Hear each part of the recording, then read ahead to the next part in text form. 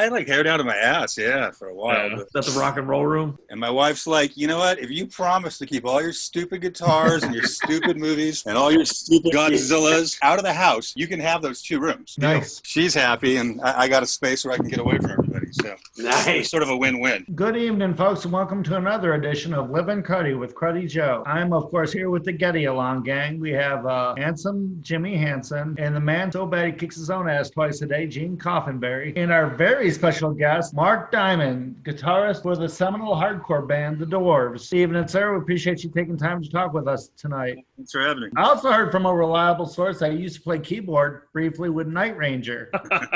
That reliable source being Jimmy. I never said that. The very first band I was ever in that made a record, the studio next to us was the guys from Night Ranger. No, it wasn't Night Ranger. I'm sorry. Gene, what was the band with the Night Ranger guy and Ted Nugent? Damn Yankees. So the Night Ranger guy, we'd always see him. They had like a communal kitchen type area, you know. He'd be really nice. And the guy from Styx, that's who it was. He was really nice, you know, too. But they could kind of tell that, you know, we were young. The guy we wanted to meet was Ted. You know, I mean, they were real cool with us, but, you know, we're just not big Styx or Night Ranger fans. But, you know, you grew up as a kid in the 70s, you know, you listen to Ted. They go, hey, you want to meet Ted? So they take us back to their studio. That night, they were showing some sort of boxing match, closed circuit or whatever it was. My band was a Mexican bass player. Me and the drummer were Jewish, and our singer was just a white guy. And the fight was a black guy against a Mexican guy. And we're only in there for like 30 seconds. And every word out of Ted's mouth is literally, watch, this big Indian is going to kick the shit out of that beaner. Watch this fucking go down. Look at all those fucking guys in the front row with the good seats. Hey, there's an... And then he turns to us and he goes, by the way, I heard your stuff through the walls. It sounds like good white American rock and roll. We're just like, nice to meet you, Mr. Nugent. And that's my one Ted Nugent story. He was an asshole. Yeah, well, that goes with my armband that says, what would Ted Nugent do? Oh, man, he's terrible. He was a huge deal when I was a kid, junior high, and Double Live Gonzo came out, and everybody got to hear some bad words and shit. And he's a great guitar player, but Jesus, he should keep his mouth shut. So what's been going on? I know you're shut down like everybody else rock and roll wise. When this thing started, we were supposed to be in Spain at the end of March. It just kept getting bigger and bigger, and I'm like, well, it's going to get canceled. And then Spain, you remember, was one of the first places that got hit really hard. The next week was supposed to be South by Southwest. That got canceled. And then in May, it was Canada. That's canceled. And then in July, we had festival season in Europe. So we had festivals all from England all the way to the Czech Republic, and all that's canceled. Jimmy is in the Creeping Cruds as well with me, and he's ready to catch COVID to rock and roll. That's right. Reopen the Cruds. For bands like mine, you can't do a bar or, you know, small theaters. You can't say, okay, the place holds 400. We're only going to put in 100. You know, I can't see it coming back for a while, man. It's just not, you know, the bar needs to make money. I can only imagine trying to watch a concert from a car. I'd feel real weird playing to a bunch of cars. You go to the store, you know, you can run in and out in 5 minutes, wear a mask, buy what you want, go to the self-checkout, and you're probably pretty safe. But I would sit in a club for 6 hours. I could probably attribute every sickness I've had, be it the flu or the cold or whatever, going back to 1984 to some kind of club. Coming home, you're kind of run down, and you're on that 12-hour plane ride from Europe or whatever. You know, that's the only time I ever get sick. You know, just a cough or a sore throat or whatever it is, you know, for a week. You don't want to pick up anything worse. Yeah, you wouldn't want this thing. Everybody's taking the year off anyway. Can't we rehearse? I rehearse every day, man. Are you kidding? I mean, if you think about it too, I mean, rehearsals would be the worst. I mean, now you're stuck in a smaller room, worse ventilation. You're not helping, Mark. Really You're not helping. You know? Yeah. I tell you what, going to see the Dwarves in a car make it a lot harder to get punched in the face during the show. So what's the point? Makes it harder to get shit thrown at. That's all part of the experience, though. I mean, come on. Where are the memories made? That's right. My relationship with the Dwarves goes way back to the first band I was ever in back in Florida. Our big goal was to put out a record, send it off to Maximum Rock and Roll. That was the thing. You got into their scene report, put out an album, send it off to Maximum Rock and Roll. They would review it, and then you would be, as much as some local band could be recognized, put out our record, send it into Maximum Rock and Roll. We wait like 5 months, and they decide to review it. And the review was, we hate the Roids. They are worse than the Dwarves. That was, I'm like, well, who's the Dwarf? I think that at that time, the only record that was out was Horror Stories. Blood, Guts, and Pussy wasn't out yet. We weren't aware of that. A long time ago then. And then later on, this must have been about maybe 91. We played with the Dwarves, Elvis Hitler, South Florida, and it was one of those gigs. Dwarves come out and play like, I'm guessing it was 5 minutes, and the place just went up in flames. I mean, shit was knocked over, but it was great. It was a rock and roll moment that I'll never forget. We did do a show once in Philadelphia. I remember the guy's like, oh, what are you doing here? You're supposed to be playing that other place. We're like, yeah, fuck that guy. And he's like, oh, you should play. I remember Blag spent like an hour trying to convince some dumb metal band, that let us use your shit. It went poorly. It was like 48 seconds. And when it was done, I asked the guy, like, hey, man, sorry, what'd you think? And he goes, oh, it's kind of like the first time I had sex. It was very exciting. I didn't really know what was happening. And then it was over. You guys have evolved into a rock and roll machine for sure. Yeah, I miss playing. It's a drag, man. Being a movie guy, are there any horror movie franchises you find to be overrated? For the most part, all the remakes, I hate. I vowed at one point not to watch anymore. Now being in quarantine or whatever for 6 months, you go through and you watch them. Can't stand any of those. The original Chainsaw was such a great movie. The first two and all those remakes and reboots or whatever were terrible. And I remember seeing, Halloween, like in the theaters. The first two were fun. Everything after that was bad. Franchise-wise, Jaws is like the best movie ever, but every sequel was pretty terrible. When I look back, what I probably watched the least now and rewatch is that 80s slasher stuff. That, as a kid, it was fun. We all loved Tom Savini and Fangoria. We wanted to see the grossest deaths and all that stuff. And there's certain ones that were done great, but really those are the ones that, it's like with the Friday the 13th, number 1, 3. I kind of like the one when they put them into space. I thought that was kind of tongue-in-cheek fun. But a lot of the other ones are just, they're really kind of unwatchable. Halloween's, 1 and 2. I went and saw that new one. What was the point of that? It's just awful. It was really bad. Another cash grab. I've never seen any of the Chucky movies past the original. And I enjoy the Alien movies. There's things I can find that are flawed about, but the first Alien's great. Aliens, which wasn't really a scary monster movie, but it's more of an action film, but he did a great job on that. Everybody hates number 3. I like it because I think after Aliens, we got so big, it couldn't go any bigger without turning it into a cartoon like Star Wars. So bringing it down to the penal colony and, making it just one thing again and smaller. I know everybody hated that one. I actually enjoy that one a lot. I don't think it's great, but I do think it's underrated. If you're talking franchises, I probably enjoy those films more than any other franchise I can really think of. That's a good choice for probably the most competent franchise. As much as I love the Alien films, when I saw the last one, I was like, well, how are they going to kill it? Oh, well, we'll get it out into the air hatch and blow it into space. Well, how'd you kill it in the first one? Well, we got it in the air hatch and we blew it into space. How'd you kill it in the second one? We opened this big air hatch and we blew it into space. The third one, they poured hot lead on it, so that was different. Yeah. Resurrection, I can finally get rid of it. Oh, there's a hole in the window and it blew out into space. So when I was watching Covenant, which, you're kind of going, shit, man, we're like 2 hours into this thing and the phallic alien that we're all been waiting for finally shows up. You're like, this is probably going to end pretty soon. And, in about 2 minutes, they go, hey, what if we just trick it into the air hatch, we blow it into space? And then, sure enough, that's what they did. I'm like, come on, really? Space littering. Space littering. Now, I know it's not Japanese, but would you consider the movie The Host to be a kaiju movie? I love The Host, man. That's a great movie.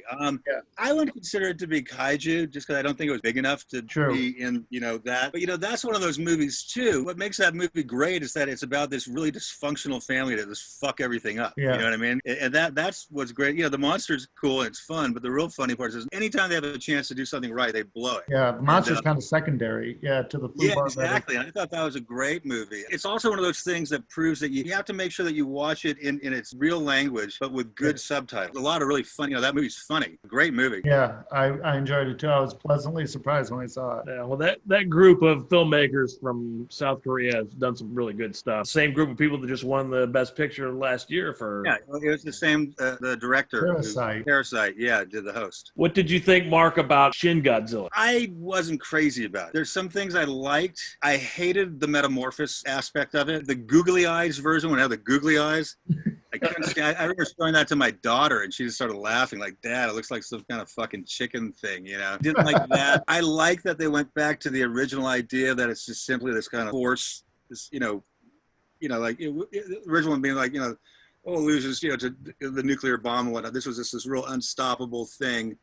But yeah, and there's some good scenes. It's a real shame because that initial rampage through the city and the way it's pushing all the water and pushing all the boats is really great, but it just looks terrible. It's just this horrible Thanksgiving googly-eyed turkey looking thing. That really took me out of it. I remember leaving the theater just going, yeah, I didn't like that at all. I wasn't crazy about the ending, them just kind of like freezing it or whatever they ended up doing. I went back and watched it again. I'm glad I had the first experience seeing it in a crowded theater. I'm kind of hit or miss on it. I didn't like the little Godzilla. The little stick T-Rex, T-Rex. But the payoff for me is when the scene where, I mean, the whole movie builds up to the one scene where he's like, I'm going to fuck up Tokyo. Him destroying Tokyo is the most destructive footage ever put to film. There's literally no other kaiju that could withstand the fucking layout that he puts on Tokyo in that scene. It's definitely, and so that part to me was great. When it ended, and like I said, I saw it in a crowded theater, 50-year-old, monster nerd people like me, they really want to love it. You know what I mean? It's like we all wanted to love it. It was just kind of quiet and they weren't talking about it. You know what I mean? The kaiju movie that might be the best one really was the later trilogy of Gamera films. You ever see those? Oh, yeah. The later ones that were made. There's 3. That Revenge of Iris, that's a great film. That's a really good kind of adult idea. It's interesting. In that movie, there's a girl whose parents were killed. The turtle came, beat off the bad monster and saved Tokyo and saved everybody. But in the process, flattened massive city and thousands of people died, and the girl hates Gamera, even though he's the good guy. I thought that was a really cool idea that they played up on. Those 3 films I thought really were, they never got a proper release here. That third one, it's a real dark movie. It looks great. Visually, it looks really, and I kind of appreciate that Shin tried to go that way. I just think it didn't do it well in every aspect. One of the movies, they have a thing called Texarkana Gamera. The entire thing, they redubbed the whole movie, but with people talking like this. What the hell? Damn, that's a big old turtle. I'll tell you what. It's really good. That reminds me of John Wayne in The Greatest Story Ever Told. Well, that man really was the son of God. It was fun when we were in Japan. A guy that we know who loves the band, but he's not a music promoter. He sells toys. He takes around Tokyo, we're in Osaka, whatever, and he'd show everybody that's the Parliament House or whatever. And then he'd always turn to me. He goes, that's where Godzilla fought King Kong. That's where the Gauss laid its eggs in Gamera, whatever. I'm like, oh yeah, that's the building. And knowing that I was the only idiot who'd actually get that shit, you know what I mean? Japan's like you died and went to food heaven. He took me to some shop where they had in like a little glass jar of formaldehyde. There's a piece of rubber that they said was one of the fins or a piece of the fin off the original Godzilla suit, which I totally would have bought, but how could you get it home on the plane? Right. It's in liquid, you know what I mean? And I remember not buying it, and I always regret that, whether it really was or not. I mean, it would have been pretty neat to have on your shelf and say, hey, that's a piece of the original. It's always a big regret. Look up Godzilla Gramercy Hotel in Tokyo. Top of it, there's a big giant Godzilla coming up. It's huge. You can see it from the street and everything. You can rent a room, which is just all Godzilla shit. And like you sleep in like a bed that like is his hand. Now they have a park too, where they have like a big like a bust of Godzilla, and at night, I got to stay in that room, the Godzilla room. I have to do this at some point before I die. I mean, there he is. Oh, good. Oh, there he is. There he is. He's nice. UFOs are getting him, and then they're taking care of Trump. I will recite a couple lines from a song. Tell me if you can identify the song, the artist, and what the next line in the song is going to be. One thing, no lie. She's frigid as an Eskimo pie. She's cool in bed. She should be, because she's dead. Ethel's dead. Alice Cooper. Cold Ethel. All right, he nailed it. All right, yeah. Nice. Love Alice Cooper. Great tune. I've been really into his blackout period now. The records everybody hated, Special Forces and Flush the Fashion. Flush the Fashion. I saw him on that tour. I love that record. I didn't see him on that tour, but I got a bunch of footage from it. He's like 90 pounds. Oh, he looked terrible. My He's God. fucked up, but those records are really underrated. All right, you're one up. You got the first one. All right. These are movie quotes. I'll read the quote. Tell me who said it, either the actor or the character, and the name of the movie. Both these are probably pretty easy. I'll say this one is the easier of the two, and then we'll do the hard one. Quote is, speaking of Jack, one-eyed Jack's yearning to go peeping in a seafood store. No idea. I don't know. Either of you? Elvis Presley. Speaking of Jack, one-eyed Jack's yearning to go peeping in a seafood store. It's familiar. Joe's pondering it. Yeah, I probably. It's not the wild one, is it? Wild at Heart. Oh, Wild at Heart. I was thinking the Brando one. Okay. Bobby Peru, which is Willem Dafoe from Wild at Heart. Right. You're 1-1. Here is the quote. It's a hell of a thing killing a man. You take away all he's got and all he's ever going to have. Oh, shit. I know that, and I can't. It's a hell of a thing killing a man. It's a hell of a thing killing a man. You take all he's got and all he's ever going to have. I got it. I can't place it. What do you got, Joe? William Money from Unforgiven. It's probably my favorite movie. That's it. Will Money. Did you know that, Jimmy? No, I don't pay attention to shit. Are you kidding me? I can't retain any. That's a great scene, too, with the kid under the tree. Yeah. So Mark gets the music one, naturally. I started so strong. You still did pretty good. We had several people that just got nothing. So you did all right. And the other two parts these are the more ridiculous ones. The first one is I'll ask the question. Before you answer, Joe and Jimmy will try to guess what they think your answer will be. The first one, any person, known, celebrity or whatever, living or dead, who would you most like to do? And then we'll go to Joe and see if he can guess who he thinks that is. My guess is fellow shock rocker, Slyman Hymenstra.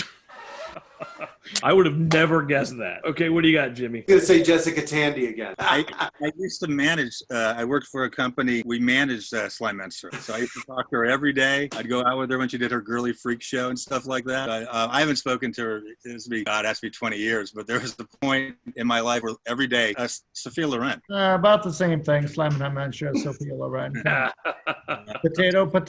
I was going to say Julia Adams, but I would have not gotten Sophia Loren. That's a great pick. Yeah, Julia Adams was gorgeous, but I have to go Sophia Loren. So nobody even really came close. Of the three that we've chosen, who would you have picked? Jessica Tandy? Julia Adams. So I'll take a half a point myself. Not like we're actually counting anything. If you could punch anybody in the nose, known, celebrity, whatever, who would that be? What do you think, Joe? Jack Wagner. Who? The guy who sings All I Need from General Hospital. I'm guessing that's not who he picks. What do you got, Jimmy? Well, you can't disqualify Joe. Well, we won't find out until we get done with our picks. All right, fine. Mark Harmon. Mark Harmon. Gene's got a pick. Gary Falwell Jr. No. Who I'm going with. You know, if I had to punch someone right today, Mitch McConnell would be pretty high up on that list. You Punch him right in his waddle. That horrible turtle face, just that smug fucking look. Another person who I just hate their face, but I have nothing against them. I hate Danny Elfman's face, the guy from Oingo Boingo. I hate Oingo Boingo. I think his soundtrack work has been great, you know what I mean? But I can't look at him. There's something about him. I just hate that. Oh, he's evil. He's definitely evil. But I can't stand his face. He looks demonic. His face really bothers me. It depends. I'm just glad you had answers. Those were great. Those were both good. Now, is Jenna Elfman, is she related to them by marriage, or is that a sister? Oh, I never even thought about it. I don't know. Is she related? Are they? I have no idea. No, she's definitely in the family. She just doesn't look anything like him. He's got the brother. He's got a crazy brother who does a lot of like weird burlesque type of crazy shit. I can't think of his name. Ralph Elfman. Okay. Hey, that one Mark, you met them all, right? Yeah, that's right. Those marks. All right, and I did add one more rock and roll question because we keep going back to this every week. Of the three following bands, which one do you hate the most? Journey, Rush, or REO Speedwagon? Musically, Rush.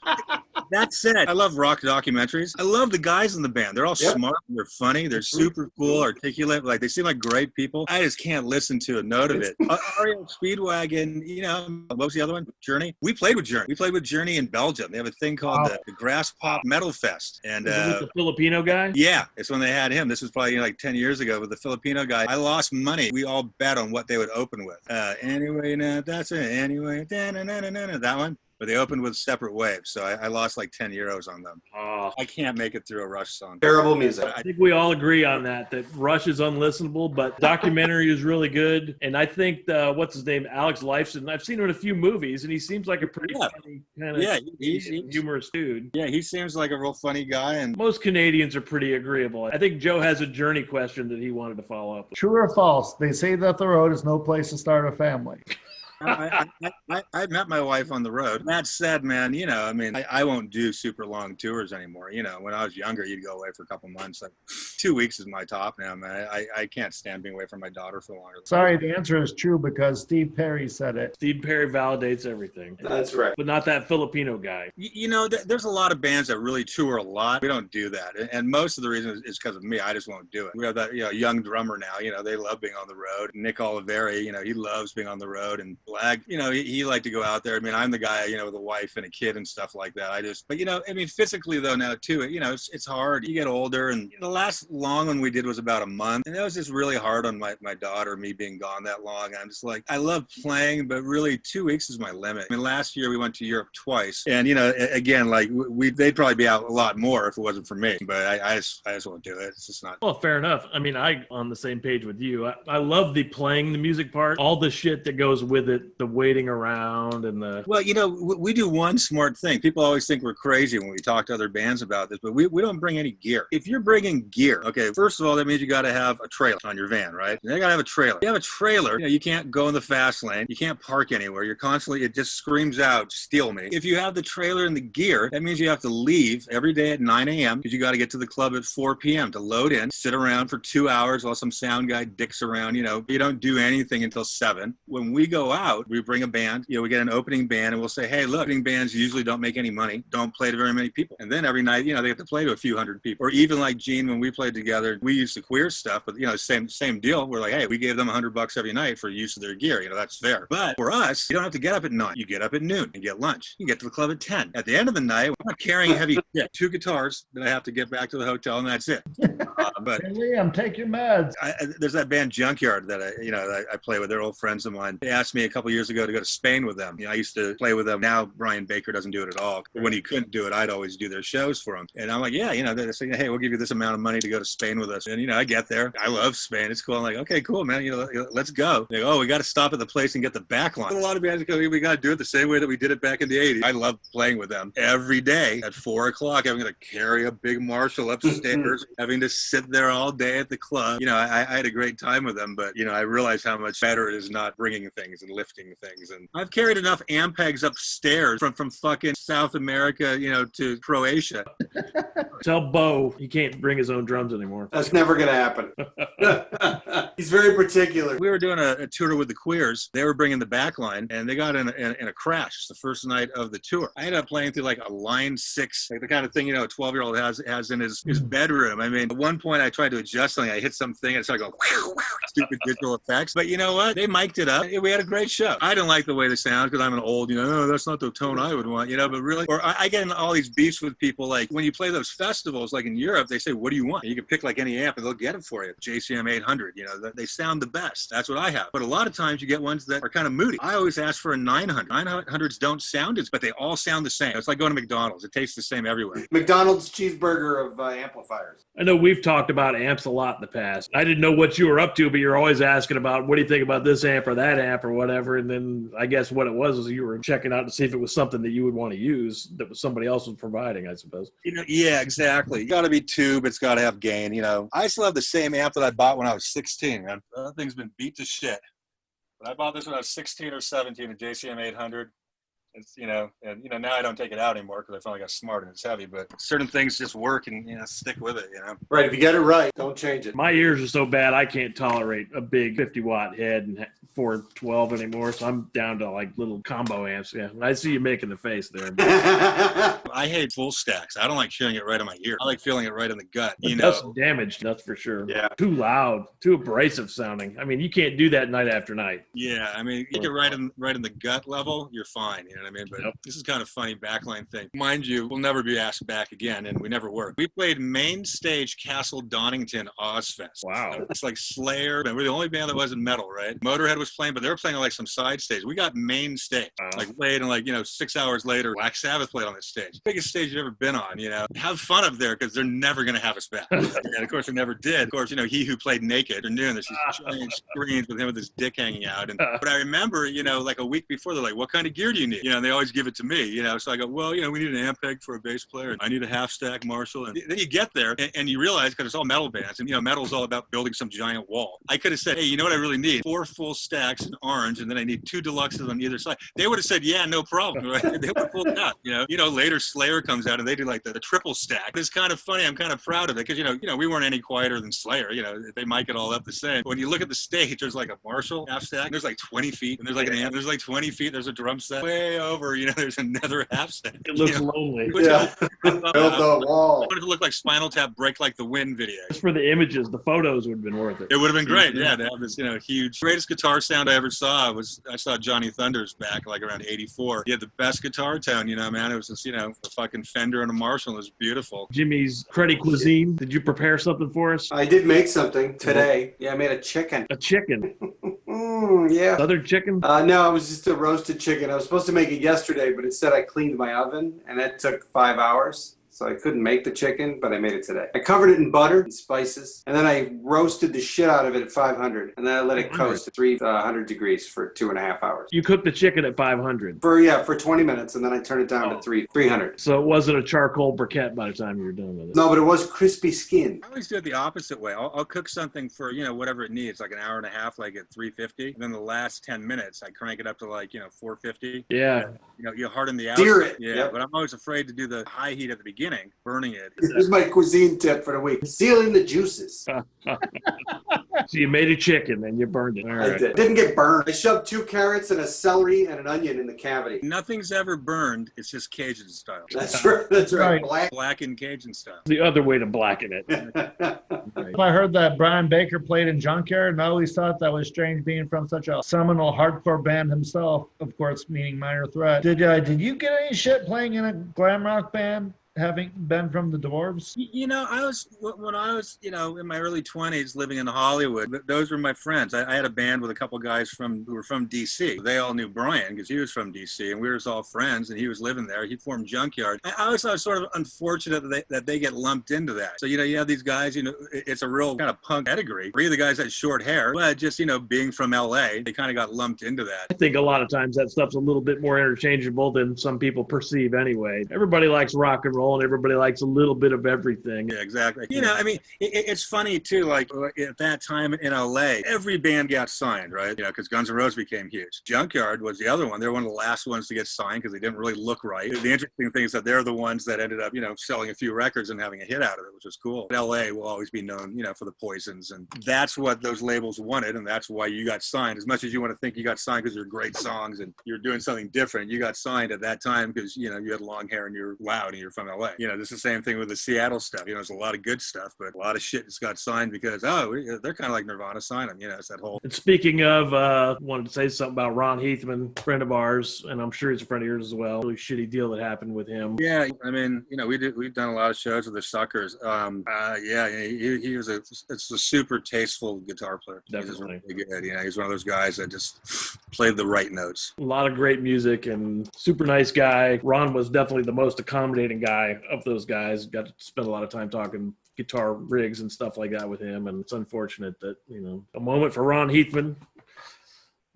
And also Justin Towns Earl. Yeah. There's definitely something going on, something in the water right now. Definitely. It was a great catch up with you, man. Okay, well, that's all we got for this week. I wanted to first and foremost thank Marc Diamond for allowing us to waste his time for a while to ask him silly questions. Thank you, sir. Appreciate your time. Thank you for having me on. It was fun, man. Also want to thank the Getty Along gang, Handsome Jimmy Hansen, and King of the Nighttime World, Gene Coffinberry. All right, thank you and good night. Alrighty. Boys and home girls. Thank you, man. That was fun. Gee, and I still have this.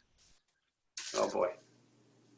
I love that. I said I want you to paint a picture of Godzilla and Bigfoot eating spaghetti. Dude, I think you nailed it. God damn, that's a big old turtle.